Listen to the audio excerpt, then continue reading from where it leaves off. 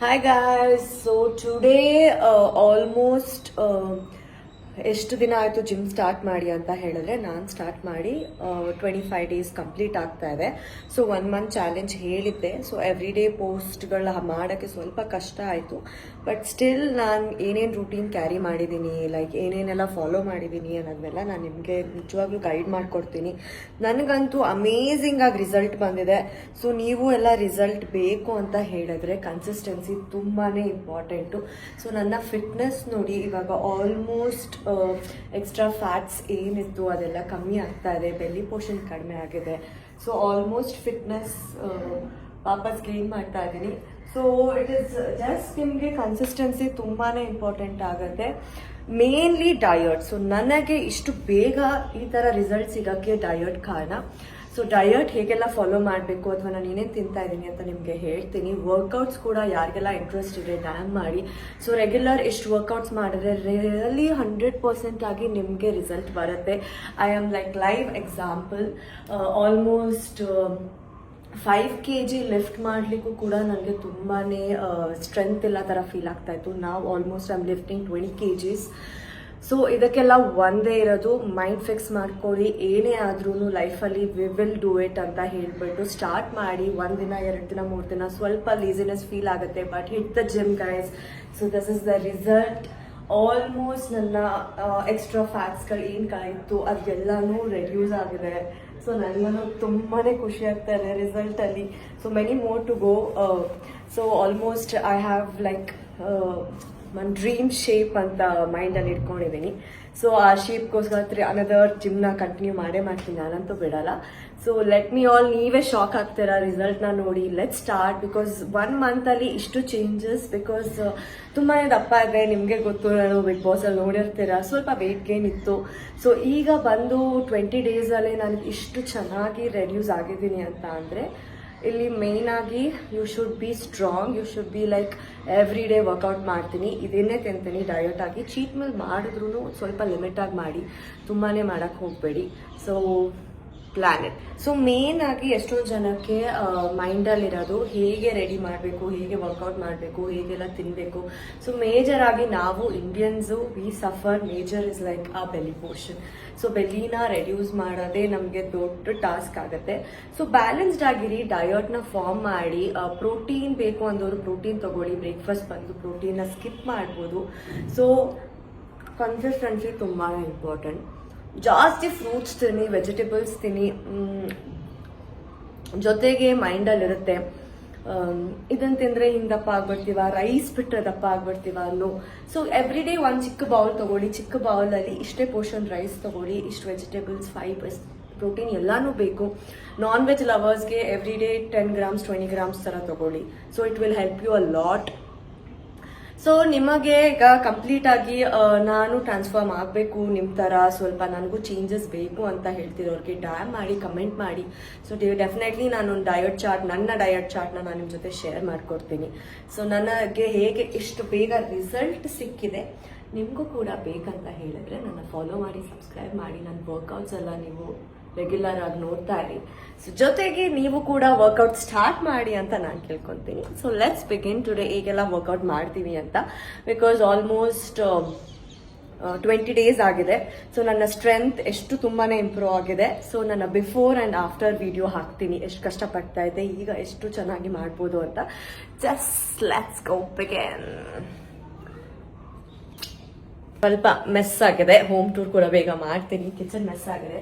So main ಆಗಿ ನಿಮಗೆ ಜಿಮ್ಗೆ ಹೋಗೋಕ್ಕಿಂತ ಮುಂಚೆ main most important is protein. So ನಾನು ಯೂಸ್ ಮಾಡ್ತಾ ಇರೋ ಪ್ರೋಟೀನ್ ಇದು. ಸೊ ಇದರಲ್ಲಿ ನಿಮಗೆ ಆಲ್ಮೋಸ್ಟ್ 0 carbs ಬರುತ್ತೆ. So just as a consistency ನನಗೆ ವರ್ಕೌಟ್ ಮಾಡೋಕ್ಕೋಸ್ಕರ ಬೇಕು. ಲಿಂಕ್ ಬೇಕು ಅಂತಂದರೆ ಡ್ಯಾಮ್ ಮಾಡಿ. ಸೊ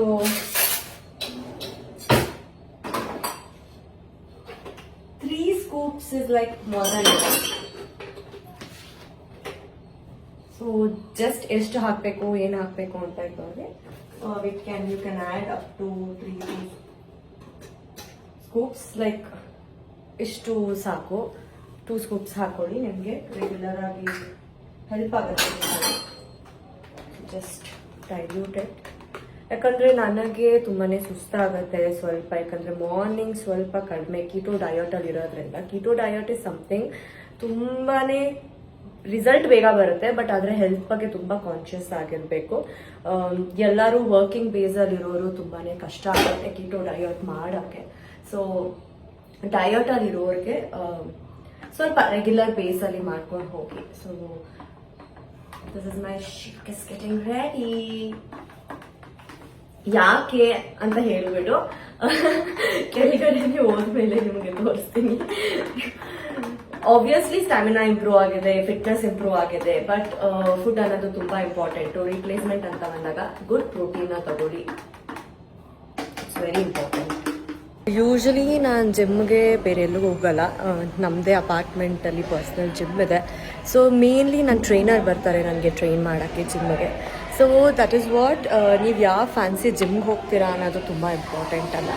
ಎಷ್ಟು ಚೆನ್ನಾಗಿ ಟ್ರೈನ್ ಮಾಡ್ತಾ ಇದ್ದೀರಾ, ಎಷ್ಟು ಚೆನ್ನಾಗಿ ಮೇಂಟೈನ್ ಮಾಡ್ತಾ ಇದ್ದೀರಾ ಫಿಟ್ನೆಸ್ ಅನ್ನೋದು ತುಂಬಾ ಇಂಪಾರ್ಟೆಂಟ್ ಆಗುತ್ತೆ. ರೆಗ್ಯುಲರ್ ಆಗಿ ವರ್ಕೌಟ್ ಮಾಡ್ತಾ ಇರಿ. Let's begin. ಇವತ್ತು ನಿಮಗೆ ತೋರಿಸ್ತೀನಿ ಡೇ 1 ಇದ್ದಾಗ ನನ್ನ ಸ್ಟ್ರೆಂತ್ ಎಷ್ಟಿತ್ತು. ಆಲ್ಮೋಸ್ಟ್ 20 ಡೇಸ್ ಆಗಿದೆ ನಾನು ಇವಾಗ ಚಾಲೆಂಜ್ ಅಕ್ಸೆಪ್ಟ್ ಮಾಡಿಕೊಂಡು. 20 ಡೇಸಲ್ಲಿ ನನ್ನ ಬಾಡಿ ಎಷ್ಟು ಇಂಪ್ರೂವ್ ಆಗಿದೆ ಅಂತ ಹೇಳಿ. So I am waiting for my trainer. So ನನ್ನ ಜಿಮ್ ಇದೆ.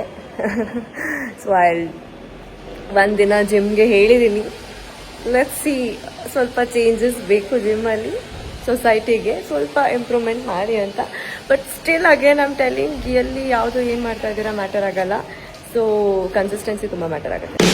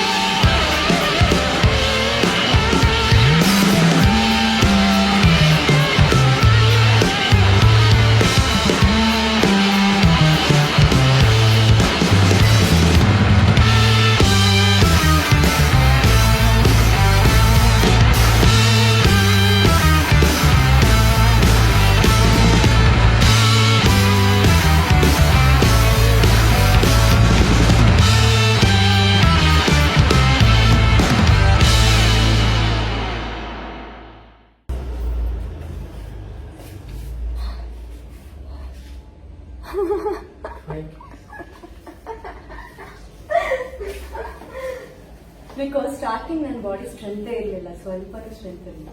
ಈಗ ಇಂಪ್ರೂವ್ ಆಗಿದೆ ಅಲ್ಲ. ಸ್ಟಾರ್ಟ್. ಪೊಸಿಷನ್ ಕಾಣ್ತದೆ.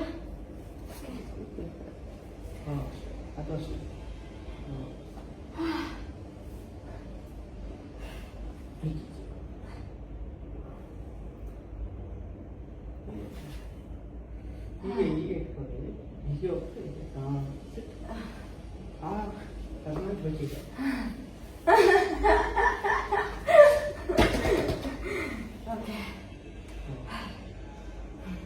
Only 8.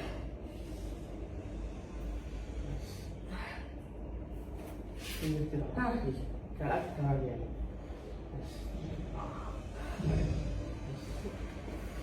2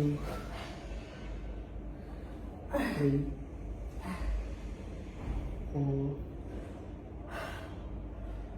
5 6